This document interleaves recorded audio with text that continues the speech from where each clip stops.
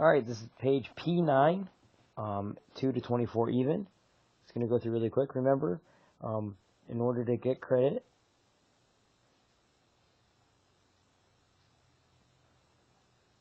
you need three things.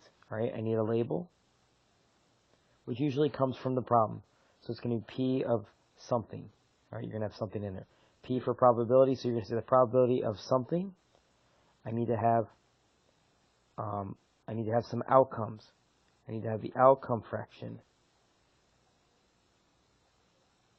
So that's going to be your favorable outcomes, is what they say in the book.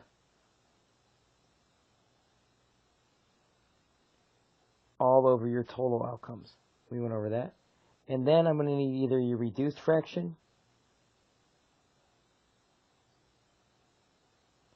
or you can just give me a percent, but it's up to you. Okay?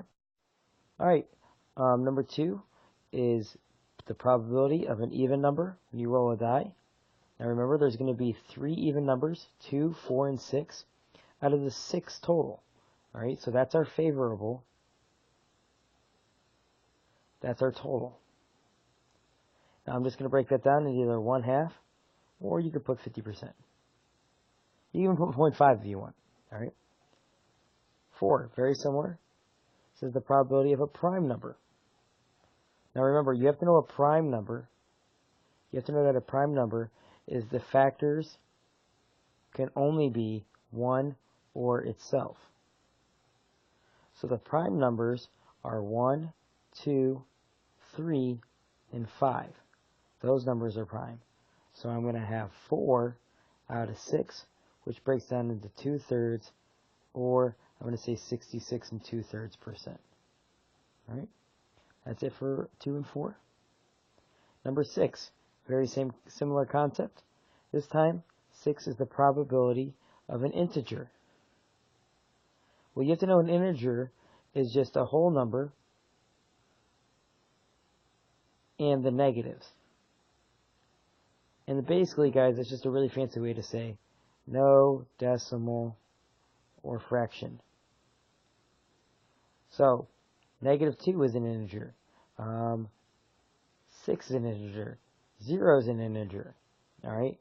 But 2/3 is not an integer. Or 0.5 is not an integer. Alright? Well, the integers from 1 to 6 are all of them are integers. There are no half numbers on a die. So it's 6 out of 6, which is 1 or 100%. That's it. Alright, for 8, 10, 12, and 14, you're going to be using this idea that you have 65 pennies, 27 nickels, 30 dimes, and 18 quarters. Now, 8 says the probability of getting a quarter. Well, there's 18 quarters. Alright, that's what I get from right here. And I add them all together. So 65 plus 27 is 92. Oh,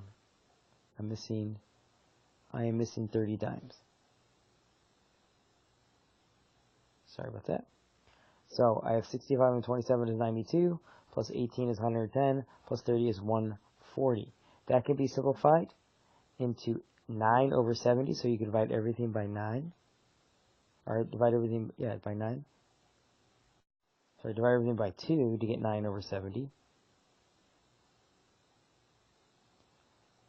Or if you want to put 13%, that's just fine as well. Okay. 10, very similar concept. 10 is penny, probability of having a penny or a dime. Alright. So that could be penny or a dime. So I'm going to put, I'm going to add 65 plus 27 together because if I pick a penny, it's good. And a nickel, that's good. So I do 65 plus 27 over 140,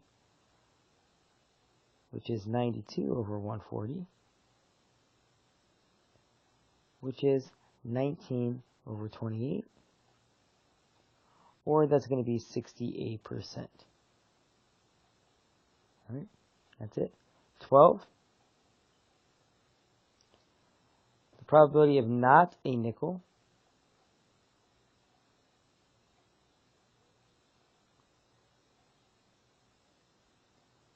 is going to be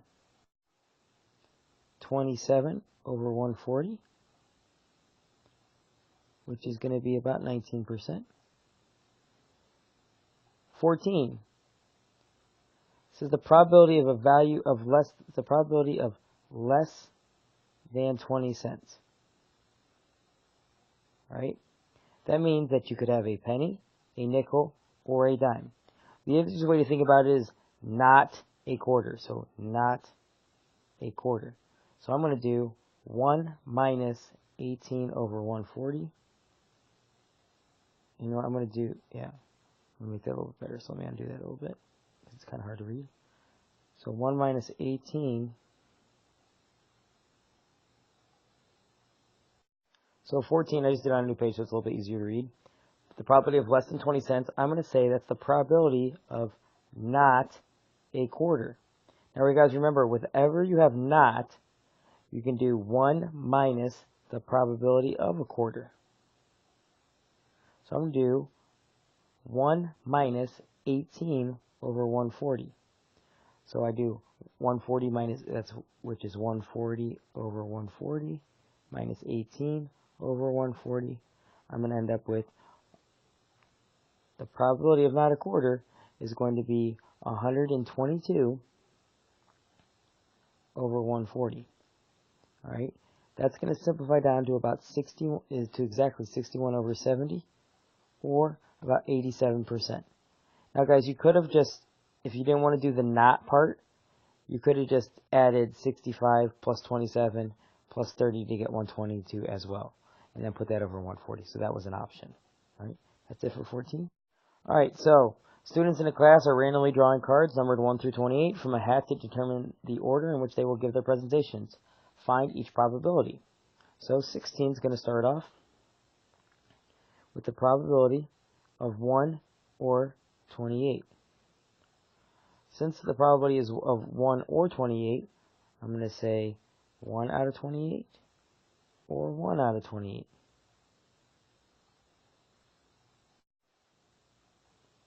Or 3.6%. 18. Probability of not 1. Remember, the probability of 1, it's 1 minus the probability of 1. So not is 1 minus. So when you see that word not, you think of 1 minus the probability of 1. So I do 1 minus 1 over 28, or it's just going to be 27 over 28, which is about 96%. All right, 20, probability of greater than 16. So I'm going to think of the numbers bigger than 16. 17, 18, 19, 20, 21, 22, 23, 24, 25, 26, 27, 28. So 12 numbers are bigger than 16 out of 28 total. So 12 over 28 is going to break down into 3/7, or about 43%. Right? And that's it for 20. All right, so number 22 is going to use this chart right here. Remember, it says experimental. That's the big key. So experimental probability, which means you have to use the chart.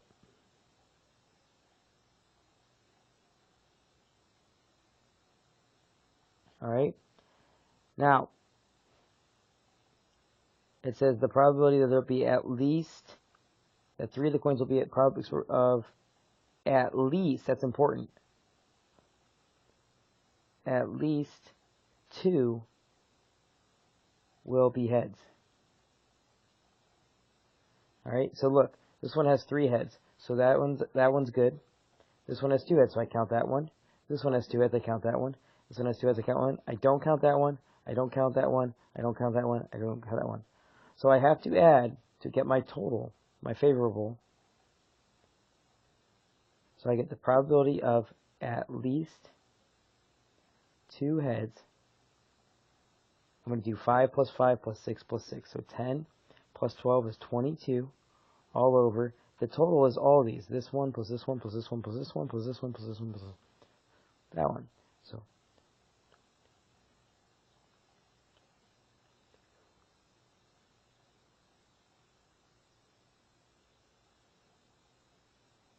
and I got 50,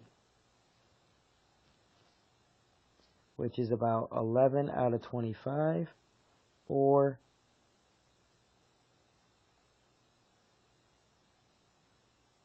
44%. Now, the theoretical probability, that's the part they want to talk about. So theoretical probability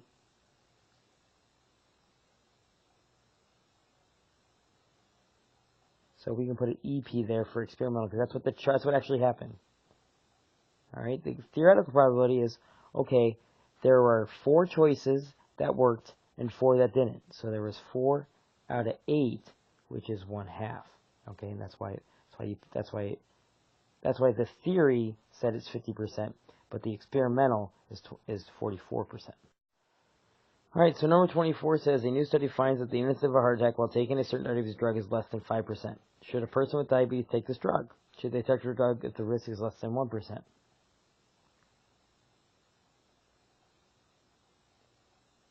So I think this question is really about how you feel. I personally I feel 5%